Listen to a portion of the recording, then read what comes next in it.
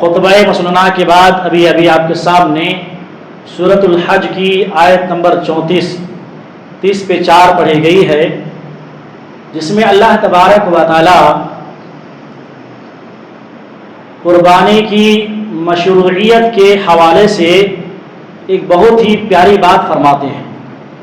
کیا بات کہتے ہیں؟ قربانی وہ عبادت ہے، قربانی وہ عبادت ہے جس کا حکم سابقہ تمام امتوں میں رہا ہے۔ چنانچہ اللہ فرماتے ہیں وَلِكُلِّ أُمَّةٍ جَعَلْنَا مَنْسَكًا لِيَذْكُرُوا اسْمَ اللَّهِ عَلَى مَا رَزَقَهُم مِّن بَهِيمَةِ الْأَنْعَامِ۔ اے لوگوں، ہم نے قربانی کے طریقے ہر امت کے لیے ہم نے قربانی کے طریقے مقرر کر دیے تھے۔ کیوں؟ تاکہ لِيَذْكُرُوا اسْمَ اللَّهِ عَلَى مَا رَزَقَهُم مِّن بَهِيمَةِ الْأَنْعَامِ، تاکہ تم اللہ کے نام لے کر ان چوپائے پر ذبح کرو جو چوپائے اللہ تعالیٰ نے، جو جانور اللہ تعالیٰ نے تمہیں عطا فرمائے ہیں۔ قربانی کیا سبب دیتی ہے؟ قربانی کیا درس دیتی ہے؟ قربانی کا پیغام کیا ہے؟ قربانی کا پیغام توحید کا پیغام ہے۔ قربانی توحید کا درس دیتی ہے، قربانی توحید کا سبق پڑھاتی ہے۔ اسی لیے اس کے بعد فوراً کہا فَإِلَٰهُكُمْ إِلَٰهٌ وَاحِدٌ، تمہارا معبود صرف اور صرف ایک ہی معبود ہے۔ ہر سال عید الاضحیٰ کی مناسبت سے پورے کائنات میں، پوری دنیا میں مسلمان لاکھوں کروڑوں جانور اللہ کے نام پہ، اللہ کے راستے میں اللہ کے نام پر ذبح کرتے ہیں۔ یہ کیا ہے؟ یہ توحید کا عظیم تقاضا ہے اور توحید کا عظیم مظہر ہے۔ اسی لیے اللہ نے فرمایا وَإِلَٰهُكُمْ إِلَٰهٌ وَاحِدٌ، تمہارا معبود صرف ایک ہی معبود ہے، اسی کے نام پر قربانی ذبح ہونا چاہیے۔ آگے فرماتے ہیں فَلَهُ أَسْلِمُوا، لہذا اے مسلمانوں، اے لوگوں، اللہ کے تابع فرمان بن جاؤ، اللہ کے اطاعت گزار بن جاؤ۔ اور قربانی کیا پیغام دیتی ہے؟ قربانی کیا درس دیتی ہے؟ قربانی عاجزی، انکساری کے بھی سبق دیتی ہے۔ آگے فرمایا وَبَشِّرِ الْمُخْبِتِينَ، اے نبی آپ عاجزی کرنے والوں کو خوشخبری سنا دیجیے۔ چونکہ سامنے عید الاضحیٰ ہے، اس کی مناسبت سے آج کے خطبے میں قربانی کے احکام، مسائل اور قربانی کی تاریخ کیا ہے اور قربانی کے مقصد کیا ہے، اختصار طور پر انشاءاللہ کچھ باتیں قرآن حدیث کی روشنی میں بیان کرنے جا رہا ہوں۔ دعا کریں اللہ تعالیٰ مجھے آپ کو کہنے سننے سے زیادہ عمل کی توفیق نہ فرمائے، آمین یا رب العالمین۔ میرے محترم بھائیو، قربانی بہت عظیم عبادت ہے۔ قربانی کی اس عبادت کی اہمیت کے اندازہ آپ اس بات سے لگائیے کہ اللہ تبارک و تعالیٰ نے ام العبادات، راس العبادات، نماز جیسی عظیم عبادت کو قربانی سے جوڑ کر اللہ نے بیان فرمایا، ذکر فرمایا ہے۔ نماز جو اسلام کا سب سے عظیم یہ نیکی ہے، شہادتین کے بعد نماز کا نمبر آتا ہے، نماز کے ساتھ اللہ تعالیٰ نے قربانی کو جوڑ کر بیان فرمایا۔ چنانچہ اللہ فرماتے ہیں بسم اللہ الرحمن الرحیم اِنَّا أَعْطَيْنَاكَ الْكَوْثَرَ فَصَلِّ لِرَبِّكَ وَانْحَرْ، اے نبی ہم نے آپ کو حوض کوثر عطا فرمایا ہے۔ بعض مفسر کہتے ہیں یہاں جو کوثر ہے، کوثر سے مراد خیر کثیر بھی ہے، یعنی آپ کو حوض کوثر بھی عطا کیا ہے اور خیر کثیر بھی عطا کیا ہے۔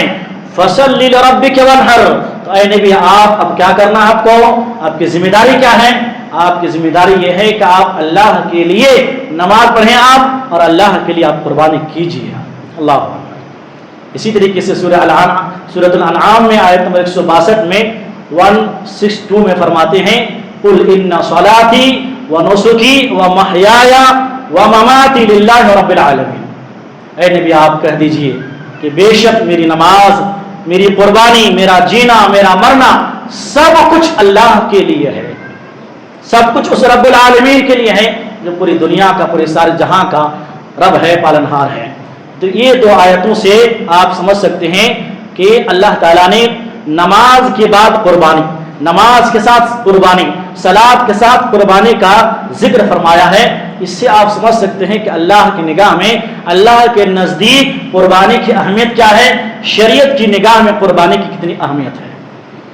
یہی وجہ ہے کہ پیارے نبی صلی اللہ علیہ وسلم مدینہ میں جب تک تھے، اللہ اکبر، بڑے پابندی کے ساتھ، اہتمام کے ساتھ ہر سال پیارے نبی صلی اللہ علیہ وسلم خوشی ہو کہ غمی ہو، خوشحالی ہو کہ فقر فاقہ ہو، ہر سال پیارے نبی صلی اللہ علیہ وسلم عید الاضحیٰ کی مناسبت سے قربانی دیتے تھے۔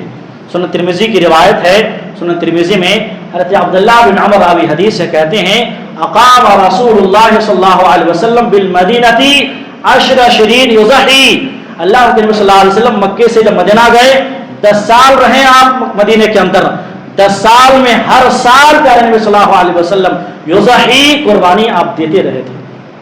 ایک سال تو ایسا ہوا اللہ اکبر، اللہ کے نبی صلی اللہ علیہ وسلم عید کی نماز پڑھائے، عید کی نماز پڑھانے کے بعد عید کی جگہ میں عیدگاہ میں ہی ایک جانور کو یہ کہہ کر اپنی امت کی ان غریبوں مسکینوں یتیموں کا درد لیے ہوئے اللہ کے نبی صلی اللہ علیہ وسلم یہ کہہ کر ذبح کر رہے تھے اللہم ھذا انی وعمن لم یضح من امتی، یا اللہ یہ جو جانور ہے یہ میری طرف سے ہے اور میری ان تمام امتوں کی طرف سے ہے جو غریب ہے، مسکین ہے، یتیم ہے، جو قربانی پیش نہیں کر سکتے، قربانی نہیں دے سکتے۔ اللہ کے نبی صلی اللہ علیہ وسلم اپنی طرف سے دیے اور اپنی امت کی طرف سے دیے، یہ اللہ کے نبی صلی اللہ علیہ وسلم کے ساتھ یہ خاص تھا۔ معلوم ہوا کہ قربانی بڑی عبادت ہے۔ قربانی کی تاریخ کیا ہے، یہ قربانی کہاں سے ہے؟ میرے محترم بھائیو، اگر میں اور آپ قرآن کی اسٹڈی کرتے ہیں، قرآن کا مطالعہ کرتے ہیں تو قربانی کی تاریخ بڑی قدیم ہے۔ کتنی قدیم ہے، کتنی پرانی ہے؟ جتنی اس زمین پر، اس روئے زمین پر انسانی وجود قدیم ہے اور پرانی ہے۔ سورہ المائدہ میں آیت نمبر 27، 20 میں 7 میں اللہ تبارک و تعالیٰ نے حضرت آدم علیہ السلام کے دونوں بیٹے حابل اور قابل کا ذکر فرماتے ہیں کہ دونوں آپس میں جو لڑنے کی وجہ کیا ہے وہ بھی اللہ رب العالمین بیان فرماتے ہیں۔ چنانچہ اللہ فرماتے ہیں وَاتْلُ عَلَيْهِمْ نَبَأَ ابْنَيْ آدَمَ بِالْحَقِّ إِذْ قَرَّبَا قُرْبَانًا فَتُقُبِّلَ مِنْ أَحَدِهِمَا وَلَمْ يُتَقَبَّلْ مِنَ الْآخَرِ قَالَ لَأَقْتُلَنَّكَ قَالَ إِنَّمَا يَتَقَبَّلُ اللَّهُ مِنَ الْمُتَّقِينَ۔ اے نبی آپ حضرت آدم علیہ السلام کے دونوں بیٹے حابل اور قابل کے واقعے کو حق کے ساتھ صحیح بیان کر دیجئے۔ کیا واقعہ ہے؟ واقعہ اذ قرب قربانا، دونوں بھائیوں نے قربانی پیش کی، دونوں بھائیوں نے قربانی دی، ایک کی قربانی قبول ہوئی، دوسری قربانی قبول نہیں ہوئی۔ حابل کی قربانی قبول ہو گئی اور قابل کی قربانی قبول نہیں ہوئی۔ قابل نے کہا قال لأقتلنک، حسد کی بنا پر تمہاری قربانی کیسے قبول ہوگی، میں تم کو قتل کر دوں گا، میں تمہیں ذبح کر دوں گا۔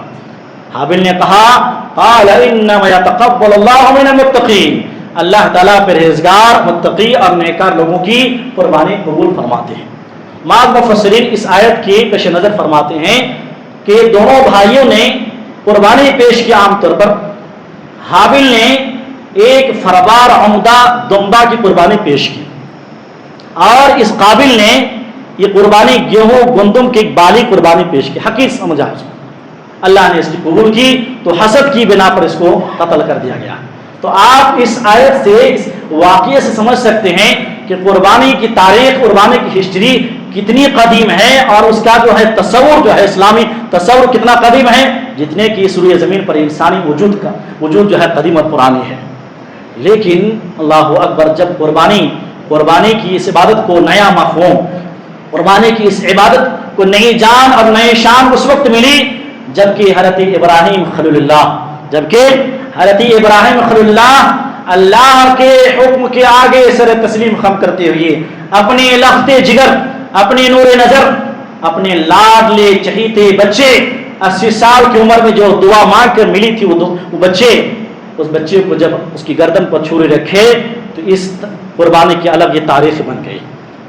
اللہ رب العالمین سورہ صافات میں آیت نمبر 100 سے لے کر 108 تک پورا واقعہ آپ پڑھیں گے، ایک ایک واقعہ، ایک ایک چیز اللہ رب العالمین بیان فرما رہے ہیں۔ کیا ہے؟ بڑی بڑی توجہ سے اس واقعے کو دھیان سنیے تاکہ ہم جب قربانی ہم جو پیش کرنے جائیں گے عید الاضحیٰ کے موقع پر ہمیں یہ واقعہ یاد ہونی چاہیے، اور جو جذبے اور شوق سے، جس جذبے بندگی سے حضرت ابراہیم علیہ السلام قربانی پیش کیے تھے وہی جذبات مجھے اور آپ کو چاہیے۔ اللہ رب العالمین فرماتے ہیں ربی ہب لی من الصالحین۔ حضرت ابراہیم علیہ السلام 80 سال کی عمر ہو چکے ہیں، بیوی 5 ہیں، اولاد کی نعمت سے محروم ہے۔ آپ سوچیں کتنے بڑے نبی ہیں، ساری نعمتیں ہیں، اولاد اگر اولیاء اللہ کے ہاتھ میں ہوتی تو اولاد لے لیتے۔ ہم جو اولاد کے چکر مزاروں پہ کہاں جاتے ہیں، شرک کرتے ہیں۔ آپ سوچئے حضرت ابراہیم خلیل اللہ ہیں، اللہ خلیل ہیں، اتنے بڑے نبی ہیں، 80 سال کے ہو گئے، گھر میں اولاد نہیں، اولاد کی نعمت سے محروم ہیں، لیکن اللہ کی نعمت سے محروم نہیں۔ اولاد کی نعمت سے محروم ہیں لیکن اللہ کی رحمت سے مایوس نہیں، کہتے ہیں ربی حب لی من الصالحین، یا اللہ مجھے ایک نیک صالح بچہ عطا فرما، بیٹا عطا فرما۔ اللہ نے دعا قبول کی، فبشرناہ بغلام علیم، ہم نے خوشخبری دی، بشارت دی ایک بردبار بچے کی۔ اشارہ اس بات کی طرف تھا، بردبار جو بچہ پیدا ہونے والا ہے وہ بڑے ہی بردبار ہوں گے اور بڑے ہی صبر کرنے والے ہوں گے، برداشت کرنے والے ہوں گے۔ آخر اللہ تعالیٰ نے بچہ دیا، بچہ پیدا ہوا۔ کہتے ہیں فلما بلغ معه السعي، جب بچہ دوڑنے کودنے کے قابل ہو گیا، بعض مفسر کہتے ہیں کہ بچہ 13 سال کا ہو گیا، حضرت اسماعیل علیہ السلام 13 سال کے ہو گئے تو حضرت ابراہیم علیہ السلام ایک عجیب و غریب خواب دیکھتے ہیں، عجیب و غریب خواب دیکھتے ہیں۔ کیا خواب؟ خواب یہ دیکھ رہے ہیں یہ جو لخت جگر بیٹا ہے، اکلوتے بیٹے ہیں جو بہت ہی جس سے شدید محبت کرتے ہیں، اسے اپنے بیٹے کو اپنے ہاتھ سے ذبح کر رہے ہیں۔ قال یا بنی انی اری فی المنام انی اذبحک فانظر ماذا تری، قال یا بت افعل ما تؤمر ستجدنی ان شاء اللہ من الصابرین۔ اے میرے بچے، میں نے خواب دیکھا ہے، میں نے خواب دیکھا ہے کہ تمہیں میں ذبح کر رہا ہوں اپنے ہاتھ سے، فانظر ماذا تری، تمہاری کیا رائے ہے؟ اللہ اکبر، کیا منظر ہوگا، کیا دلی جذبات ہوں گے، کیا کیفیت ہوں گے۔ باپ جیسا بیٹا بھی ویسا۔ یا ابت افعل ما تؤمر، اے میرے ابا جان، یا ابت، اے میرے ابا جان، آپ کو جو حکم ملا ہے وہ کر گزریے۔ آپ کو معلوم ہے نبی جو وہی خواب دیکھتے ہیں وہ وہی ہوتے ہیں، وہ اللہ کا حکم ہوتا ہے، اس پر عمل کرنا ضروری ہے۔ بچہ سمجھ گیا، کہا کہ یا ابت افعل، اے میرا ابا جان، آپ جو خواب دیکھے ہیں، آپ کو جو اللہ کا حکم ملا ہے آپ کر گزریے۔ آپ ستجدنی انشاءاللہ من الصابرین، ان قریب آپ مجھے صبر کرنے والوں میں سے پائیں گے۔ اللہ اکبر۔ کہتے ہیں فلما اسلم وتلہ للجبین، دونوں باپ بیٹے تیار ہو گئے، دونوں باپ بیٹے اللہ کے حکم کے آگے سر تسلیم خم کر دیے۔ وتلہ للجبین، حضرت ابراہیم خلیل اللہ نے اپنی ہی بیٹی اسماعیل علیہ السلام کی کو پیشانے کے بل لٹا دیے اور گردن پر چھری چلانے والے تھی کہ اللہ کی طرف سے آواز آئی، وَنَادَيْنَاهُ يَا إِبْرَاهِيمُ قَدْ صَدَّقْتَ الرُّؤْيَا إِنَّا كَذَلِكَ نَجْزِي الْمُحْسِنِينَ، اے ابراہیم تو نے اپنے خواب کو سچ کر دکھایا، خواب کو سچ کر دکھایا، یقیناً ہم نیکار لوگوں کو ایسے بدلا دیتے ہیں۔ وَفَدَيْنَاهُ بِذِبْحٍ عَظِيمٍ، اللہ نے اسماعیل علیہ السلام کی جگہ ایک بڑا ذبیحہ فدیے کے طور پر دیا۔ کیا ہوا؟ اللہ تبارک و تعالیٰ نے حضرت جبریل علیہ السلام کو جنت سے ایک دمبا، فروا دمبا بھیجا اور اس کی جگہ دمبا کو ذبح کیا گیا۔ اللہ تعالیٰ کو ابراہیم علیہ السلام کی جو ادا تھی، یہ قربانی کی جو ادا تھی، اتنی پیاری لگی کہ قیامت تک آنے والے لوگوں کے لیے اس سنت کو جاری اور ساری رکھ دیا۔ اللہ فرماتے ہیں یہ جو آزمائش تھی نا، ان ھذا لہو البلاء المبین، یہ جو آزمائش تھی، بڑی آزمائش تھی، یہ جو قربانی اپنے بیٹے کو ذبح کرنا کوئی معمولی بات نہیں، بڑی آزمائش تھی، لیکن اس آزمائش میں، اس امتحان میں حضرت ابراہیم خلیل اللہ کامیاب ہو گئے۔ اللہ تعالیٰ اس کے بدلے میں وَفَدَيْنَاهُ بِذِبْحٍ عَظِيمٍ وَتَرَكْنَا عَلَيْهِ فِي الْآخِرِينَ، قیامت تک آنے والے لوگوں کے لیے اس سنت کو جاری کر دیا۔ گویا معلوم چلا کہ ہم جو قربانی عید الاضحیٰ کی مناسبت سے دیتے ہیں یہ کس کی سنت ہے؟ یہ ابراہیم خلیل اللہ کی سنت ہے۔ اسی سنت میں آج کروڑوں لاکھوں آدمی جو ہیں اللہ کے راستے میں جانور ذبح کرتے ہیں، سنت کی احیا کرنے کے لیے، اس سنت کو زندہ کرنے کے لیے۔ میرے محترم بھائیو، آج ہم سے اولاد کی قربانی مقصود نہیں ہے، آج ہم سے اولاد کی قربانی مقصود نہیں۔ اگر یہ اللہ کا حکم ہوتا کہ اپنے اولاد کو ذبح کرو، جیسے کہ ذبح کر کے دکھائے، لیکن اللہ کا مطلب تھا دل کی تقوی کو دیکھنا، اللہ نے دیکھ لیا، اگر کیا ہوتا وہ حال کیا ہوتی، لیکن اللہ تعالیٰ نے ہمارا آپ کو جانور کی قربانی مقصود چھوڑا ہے۔ لہذا اس قربانی کی کچھ مسائل ہیں، کچھ احکام ہیں، بڑے مسائل ہیں، لیکن اختصار سے ایک دو اہم مسائل جو ہیں، موٹے موٹے مسائل آپ کے سامنے بیان کیے دیتے ہیں۔ سب سے پہلا مسئلہ یہ ہے قربانی کسے کہتے ہیں؟ بڑے توجہ سنیں آپ، قربانی سے مراد وہ جانور ہیں جو عید الاضحیٰ کی مناسبت سے اللہ رب العالمین کے قرب حاصل کرنے کے لیے ہم قربانی اللہ کے نام پہ ذبح کرتے ہیں، یہ قربانی کا مطلب ہے۔ ٹھیک ہے، قربانی واجب ہے یا سنت ہے؟ مسئلہ ہے قربانی کے سلسلے میں، قربانی واجب ہے یا سنت، اس میں اختلاف ہے۔ بعض اہل علم کہتے ہیں کہ واجب ہے، بعض کہتے ہیں کہ سنت ہے، لیکن دلائل اگر دیکھے جائیں تو اہل علم نے یہ فیصلہ کیا ہے، امت کے فیصلہ ہے کہ یہ قربانی سنت مؤکدہ ہے، مستحب ہے۔ لیکن یہ مطلب یہ نہیں کہ سنت مؤکدہ ہے تو جس کو چاہے دیں، جس کو چاہے نہ دیں، استطاعت کے باوجود قربانی نہ کریں، اس کے لیے بڑی وعید ہے پیارے نبی صلی اللہ علیہ وسلم بیان فرمائیے۔ سنن ابن ماجہ کی کتاب الاضاحی میں حضرت ابو ہریرہ رضی اللہ تعالی عنہ راوی حدیث ہیں، فرماتے ہیں پیارے نبی صلی اللہ علیہ وسلم، من کان له ساعة ولم يضحي فلا يقربن مصلانا، جس کو بھی قربانی کی طاقت ہو، جس کی قربانی کی طاقت ہے، جانور خریدنے ذبح کرنے کی طاقت ہے، اس کے باوجود بھی قربانی نہ کریں، فلم یضحی فلا یقربن مصلانا، تو ہماری عیدگاہ میں نہ آئے۔ دیکھ رہے ہیں آپ، جو قربانی نہیں کرتے ہیں وہ مسلمانوں کی خوشی میں عیدگاہ میں شریک ہونے کی اسے قریب تک، حدیث کے الفاظ پر غور کریں، فلا یقربن مصلانا، ہمارے عیدگاہ میں قریب تک نہ بھٹکے وہ۔ معلوم ہوا کہ مجھے اور آپ قربانی کرنی چاہیے، استطاعت ہو اگر قربانی نہ دے یہ اچھی بات نہیں، مسلمانوں کی علامت نہیں۔ بہت سے لوگ یہ کہتے ہیں یہ سنت مؤکدہ ہے، دیے تو بھی چلتا نہیں دیے تو اتنی بڑی حدیث وعید کی حدیث ہے، اور سنن ابن ماجہ کی حدیث ہے کہ عیدگاہ میں وہ شریک نہ ہو، لہذا انسان کو چاہیے کہ قربانی دیں۔ قربانی کے جانور کیسے ہو، ایک مسئلہ بہت بڑا ہے۔ جب ہم قربانی کے جانور خریدیں، ذبح کریں تو اس کے اندر کیا کیا ہونی چاہیے؟ میرے محترم بھائیوں، قربانی کے جانور میں کسی قسم کا عیب نہیں ہونا چاہیے، عیب سے پاک ہو، مثلا کانا نہیں ہونا چاہیے، لنگڑا نہیں ہونا چاہیے، سینگ ٹوٹا ہوا نہیں ہونا چاہیے، کان کٹا ہوا نہیں ہونا چاہیے، بیمار اور لاغر بھی نہیں ہونا چاہیے۔ سنن ابی داؤد میں حضرت برا بن عازب رضی اللہ تعالی عنہ سے روایت ہیں، کہتے ہیں کہ اللہ کے رسول صلی اللہ علیہ وسلم اپنی 4 انگلیوں کو اشارہ کرتے فرمایا، اربع لا تجوز فی الاضاحی، 4 قسم کے جانور ایسے ہیں جو قربانی میں جائز نہیں ہے، 4 قسم کے جانور ایسے ہیں جو قربانی کے لائق ہی نہیں ہیں، قربانی دے نہیں سکتے ہیں۔ نمبر 1 کیا ہے؟ کہتے ہیں سب سے پہلا ایسا جانور المریضۃ بین المرضها، ایسا بیمار جانور جس کی بیماری بالکل واضح ہے۔ دوسرا کانا الاوراء بین اوروها، ایسا کانا جانور جس کا کانا پہ بالکل واضح ہے۔ اور نمبر 3 میں ایسا لنگڑا جانور والارجاء بین ارجها، جس کا لنگڑا پر بالکل ظاہر ہو، جو لنگڑا ہے وہ۔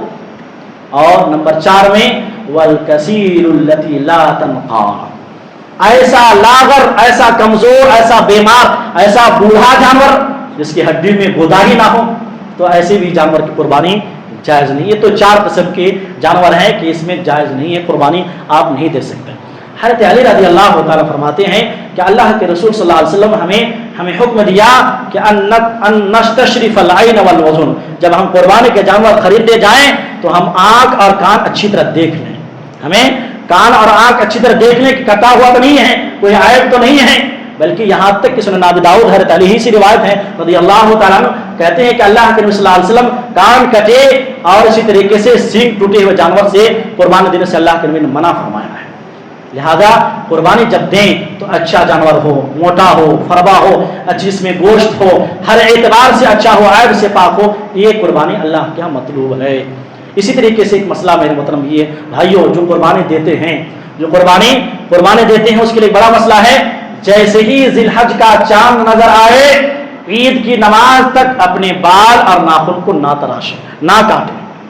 یہ ابھی ذی القعدہ چل رہا ہے، جمعرات کو انشاءاللہ کیلنڈر کے حساب سے بتا رہے ہیں کہ جمعرات کو ذی الحجہ کا ایک تاریخ ہے، جب بھی ہو وہاں سے لے کر عید کی نماز تک جو قربانی دیتے ہیں، ادا کرتے ہیں، جس کی نیت ہے وہ اپنے بال اور اپنے ناخن کو نہ تراشیں۔ کیا دلیل ہے؟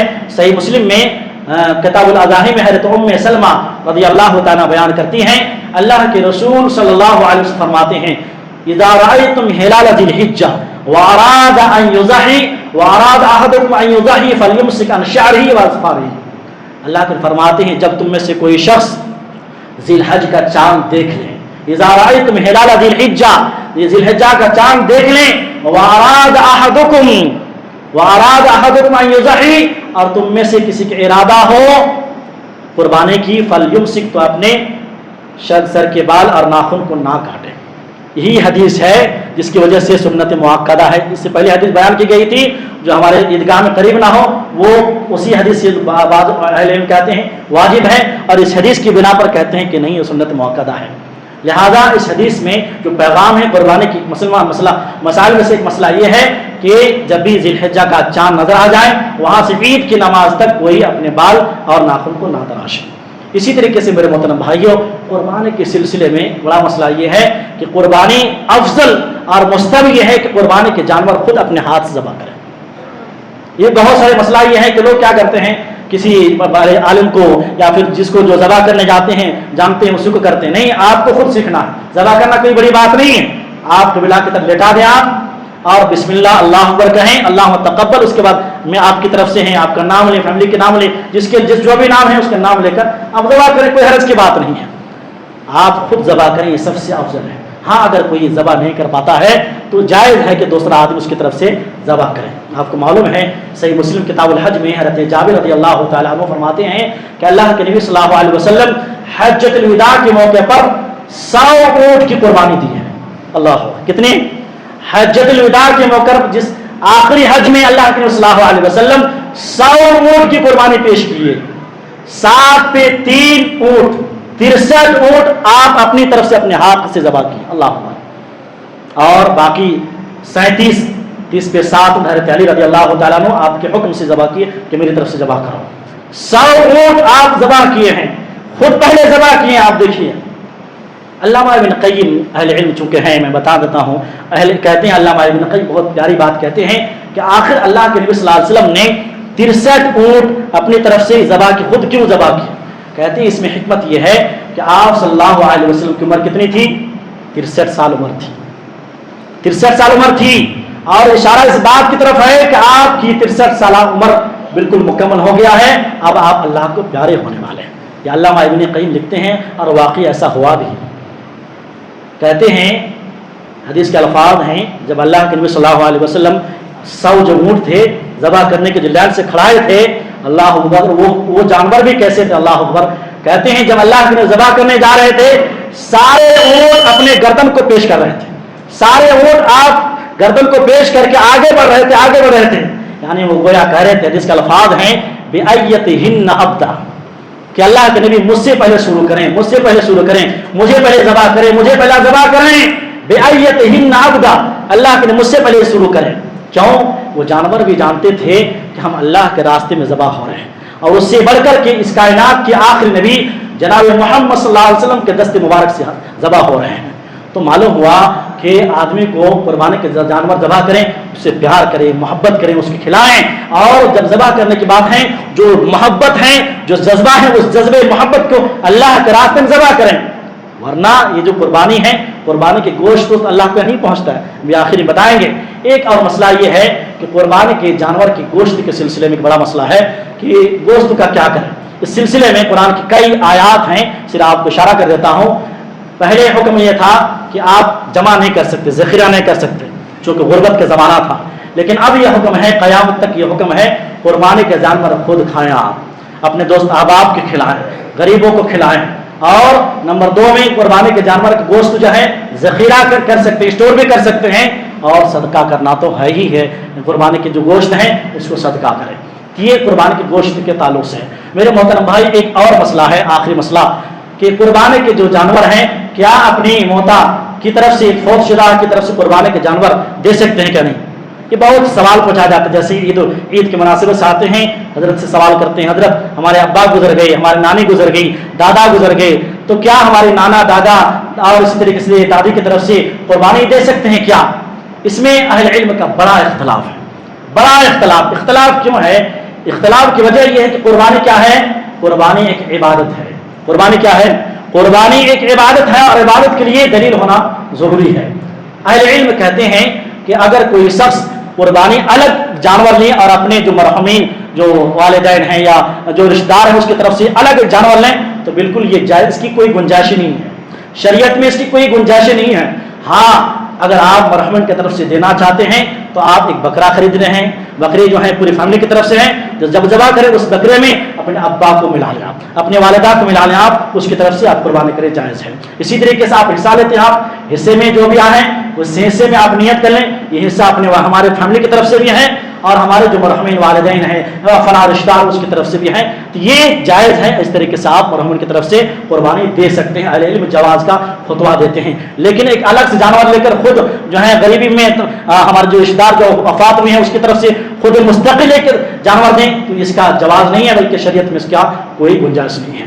میرے محترم بھائیوں، آخری چیز، آخری بات کہہ کے اپنی بات ختم کر رہا ہوں، قربانی کا مقصد کیا ہے؟ قربانی جو ہم دے رہے ہیں قربانی کا مقصد کیا ہے؟ قربانی کی حقیقت کیا ہے؟ قربانی کا مقصد، اصل مقصد تقوی اور پرہیزگاری ہے۔ اصل مقصد کیا ہے؟ یہ قربانی جو ہر سال جو عید الاضحیٰ کے مناسبت سے دیتے ہیں، کیوں دیتے ہیں؟ آخر کیا وجہ ہے؟ اس کے اصل مقصد کیا ہے؟ وجہ کیا ہے؟ اصل مقصد تقوی ہے، میرے دل کے اندر تقوی ہے، پرہیزگاری ہے، لہذا خلوص للہیت کے ساتھ اللہ کے لیے ریا اور نموز سے پاک ہوتے ہوئے اللہ کے راستے میں قربانی کریں۔